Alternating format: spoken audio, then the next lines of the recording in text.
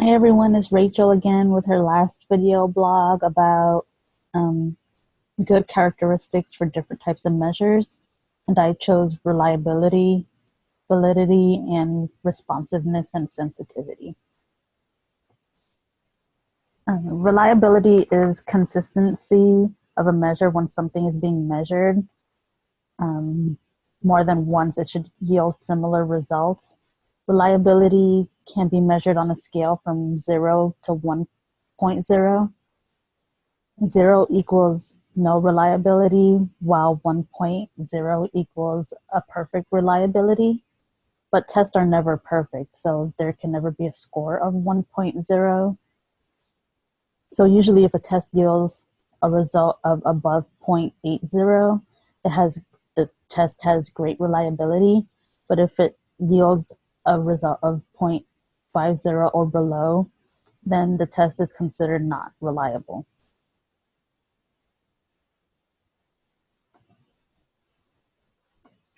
Reliability equals the number of actions that achieve the intended result, plus the total number of actions taken.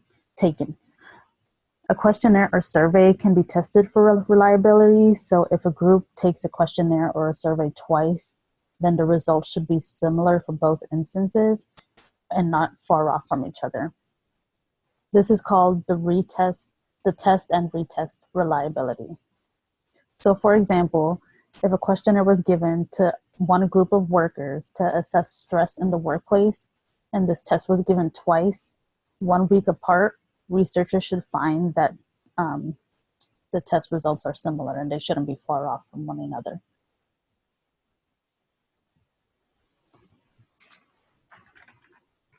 The next important measure is validity, and validity is just as important as reliability. There are different types of validity used to study measures, and two common types are face validity, and this doesn't measure such as a question or survey look like the measure will be measured, if that makes sense. And then another type is content validity. Will the measure actually be measured? Will the questions pertain to the actual topic being measured? So going back to my previous example about the stress questionnaire, face validity will be assessed by whether or not people think the test measures stress in the workplace as a whole. And then for content validity, could be assessed by whether the types of questions asked pertain to questions about a stressful work environment. So for example, a questionnaire that asks employees about hobbies and what they like to eat will not assess stress at work. But however, a questionnaire or survey that asks about a nurse's workload or how much hours are spent at work and how much extra hours are spent after your shift and how much sleep do employees get after work can show things like content validity.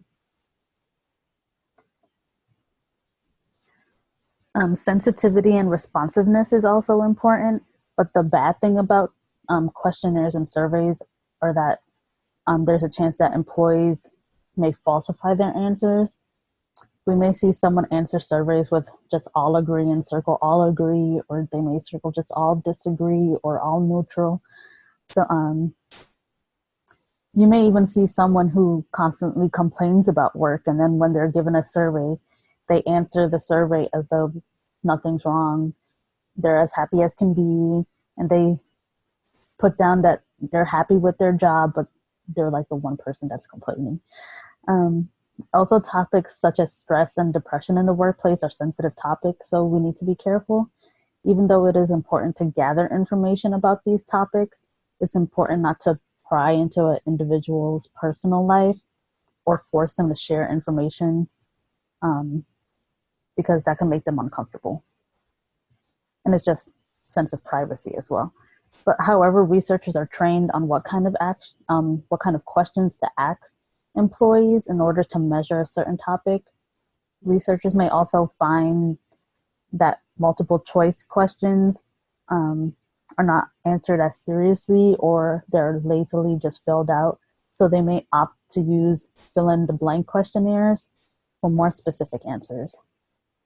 A researcher will not ask like really serious questions like how many times have you contemplated suicide? How many times have you tried to kill yourself?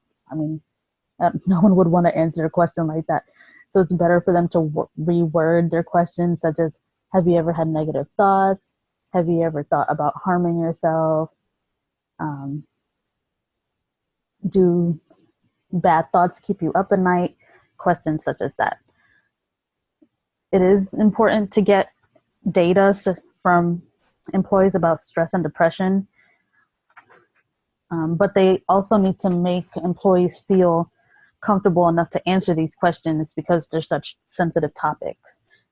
Employees may not feel like they want to open up about topics like that, but researchers also know techniques and ways to phrase questions and to get the information they're looking for. But researchers should also make the employees feel comfortable, and they should also make the employees feel like they're not going to be judged for their answers. And here are my citations. And thank you.